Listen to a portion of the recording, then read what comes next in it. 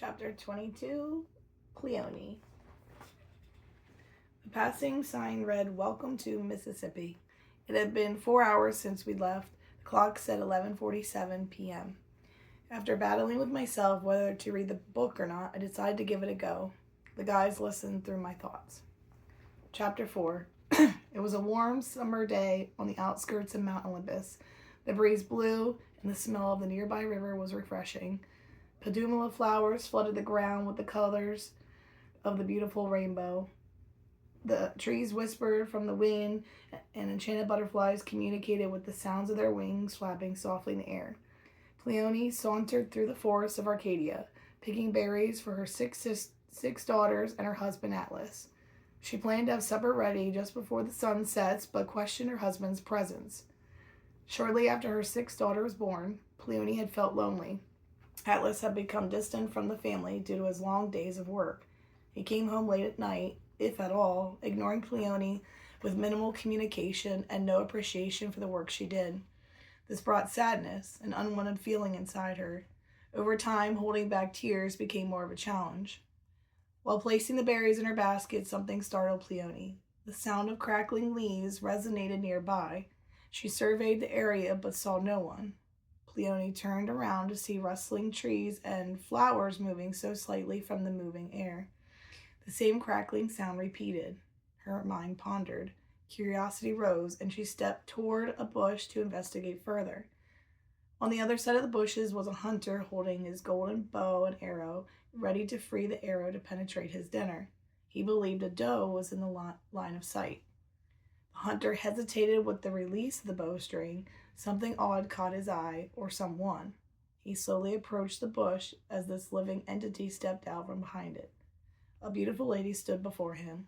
Long blonde hair flowing down the side of her chest and bright green eyes captured her beauty. It was Pleione. She gazed into the tall hunter's eyes in silence as he lowered his bow to his side and placed the arrow back into his leather quiver. This was completely unexpected for Pleione. It was very unusual for outside hunters to search for animals on this side of the woods. The forest of Arcadia belonged to the god of Pan, the god of the wild, a satyr with legs and horns of a goat. He wasn't fond of other hunters in his territory unless granted permission. She continued to stare at the tall, muscular man with shoulder-length curly hair. Streaks of gold shimmered in his golden blonde locks. A gold headpiece sat on his head in the shape of leaves that glistened from the sun. His eyes were miraculously as bright blue as the vibrant sky, with a sparkle of gold in them. The chitin sat on one shoulder, showing part of his muscular chest, and a golden belt wrapped around his waist. The woman's beauty stunned the man as he continued to gaze into her eyes with a smile of confidence. He placed his bow across his chest and stepped closer. "Come," he said as he reached for her hand and whisked her away. Her other hand released the basket of berries and it dropped to the ground. "Wait, where are you taking me?" she asked. He continued to pull her toward the river in silence and with no acknowledgement of her question. She did not resist. Her curiosity filled her. His presence had Pleione intrigued. Once the water was at their feet, he stopped and pointed his finger toward the mountains off in the distance. The trees reflected off the moving water, making it heavenly. Pleione stared out into nature's beauty. She took a deep breath of fresh air as she felt the water call to her. Her idiosyncrasy as a Naiad oceanid nymph allowed her to be one with the fresh water. It had been forever long since she connected with her ancestors. Pleasing energy flowing through her was a feeling of carefree, joyous bliss. "It's beautiful," Pleione said. "It is beautiful, but not as beautiful as you," the man said confidently. Pleione looked down, blushing from the attractive stranger who spoke of such gratifying words. "My name is Apollo. What is yours?" he asked. "Pleione," she whispered. This explained why he was hunting in Arcadia. As one of the 12 Olympians of Mount Olympus, he would be granted immunity to hunt anywhere he wished, even over the god Pan. Apollo was known as the god of truth, healing, and light. His father was Zeus, the god of thunder and the leader of Mount Olympus. Knowing Apollo's power as a god, she was hesitant to stand before him and speak. She was just an Arcadian, an ocean nymph with no ranking in this region. A beautiful name for a beautiful woman, he said as he reached in his right hand up he reached his right hand up to her face. She stared deep into his crystal blue eyes, allowing him to be consumed with a desire for her beauty. He leaned down to gently press his lips on hers. Her guilty conscience told her it was wrong, given the committed marriage between her and Atlas. She fought with herself to push him back. I can't, she said hesitantly. But he wasn't taking no for an answer. He wanted to be inside her. Apollo stared into her stunningly bright green eyes once more, and Pleione continued to gaze back as this unusual yet pleasurable feeling made her whole body quiver. While lost in his eyes, he had lifted her gown and placed his hand between her legs, sliding his fingers inside her. Moving them in motion caused her to feel a shiver of goosebumps across the entire body. The soft touch felt so wonderful that she chose not to fight the seduction. How could she resist this extra pleasure, especially from a god? This was the most attention she had encountered in quite some time.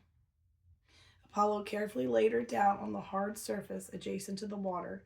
Removing his bow and quiver, placing them beside her, he then climbed on top of her, swiping his right thumb across her forehead to remove a strand of her hair from her left eye. Hypnotized by his beauty, she broke eye contact and focused on the white clouds above, conceding to his desire. He leaned forward, lifted his chitin, and as he slowly thrusted his hips forward, a sexual sensation flowed through her body. Pleione enjoyed the warm feeling of him inside her, knowing he possibly had a malinfluence, knowing this could discredit her, and knowing this may defame her family. But that wasn't enough for her to put an end to the satisfaction of pure bliss.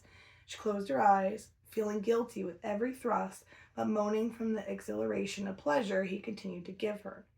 While this affair was occurring, off in the distance was Artemis, the twin sister of Apollo. She heard the moans of a woman and assumed this woman was in distress. As Artemis hastened toward the ghastly sound, she was openly gaping in awe at the sight of her eyes revealed.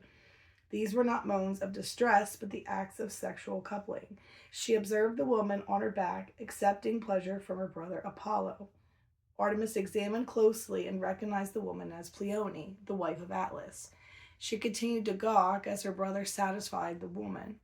Once the act of coitus finished, Artemis didn't want to risk being seen by either and fled. Knowing this affair could cause hindrance in Mount Olympus if anyone found out, she kept the secret to herself. Apollo helped Pleione up. She inspected the setting of the sun and realized she had lost track of time. I must go, she stated as she hastily turned and darted toward her berry basket. Wait, Apollo shouted. Will I ever see you again?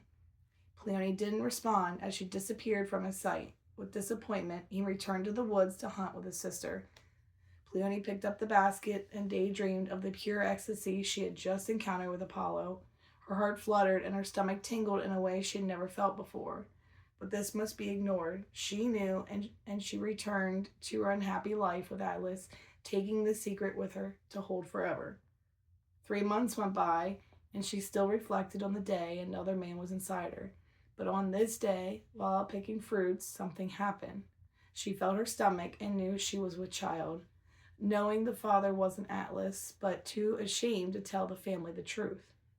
6 more months went by, and a beautiful baby girl was born, golden blonde hair and sky blue eyes, just like her father Apollo. Pleione smiled tenderly at the baby and decided to name her Electra. She was the 7th daughter of a 7th daughter, the 7th sister of a 7th sister. Pleione told no one of her secret affairs. Apollo told no one of his encounter with Pleione, and Artemis tells no one what she saw. They all took this to the grave. This was the secret of Electra. I placed the book in my lap, trying to process the chapter I just read. I turned to Mike in the driver's seat with his eyes wide. He gave me a perplexed facial expression. Everything I'd read, he'd heard through my thoughts. Our soul's father wasn't Atlas. It was Apollo, one of the biggest secrets in Greek mythology. Now I knew why Artemis was so protective over Electra. That was her niece. I looked back at Zeke to see his eyebrows raise. He was just as shocked to hear such a mysterious yet crazy twist of events. I turned back around, and in the reflection of the pasture window were my eyes, shining the brightest purple I'd ever seen. A feeling of irritability overcame me. It clicked. This was the first time my soul knew the truth about her father. No one ever told Electra the truth. Not her mother, not Artemis, and now finding out through me reading this book. A tear moved down my face. I stared down at the book, opened the window, and without thinking, threw the book out the window. My eyes returned to blue, and I shouted, "No!" Mike quickly pulled over, and Evan pulled behind us. I hopped out and rushed as fast as I could to where the book had landed. There it laid, face down on the ground. Walking closer in a silent stare. So much information about my soul's life was in this book, and she wanted nothing to do with it. Everyone was now watching as I stood by the book, hesitating on what to do. Should I want to know more, or had I read enough and walk away to never open it again?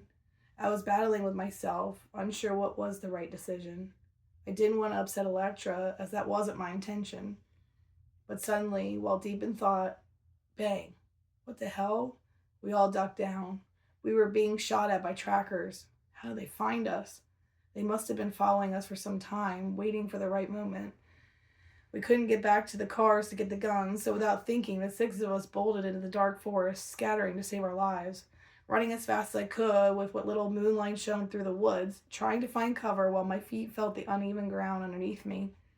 A large thick tree was up ahead. I hid behind the trunk. While leaning on this tree, my body tried to recover from the sprinting. We all had gotten separated during the chaos. I don't know where Mike is. The moon was the only light we had since my phone was in the car. Why did this keep happening? I couldn't catch a break. These are the times I wish my powers were teleportation and travel to my home. But I couldn't do that. I need to be brave, strong, and fight. Protect this baby as it had protected me. Channeling my energy and using what I had to take them out, focusing my telekinetic energy on both of my hands as sparks trickled out. I was prepared to step around the tree, but suddenly everything took a turn for the worst.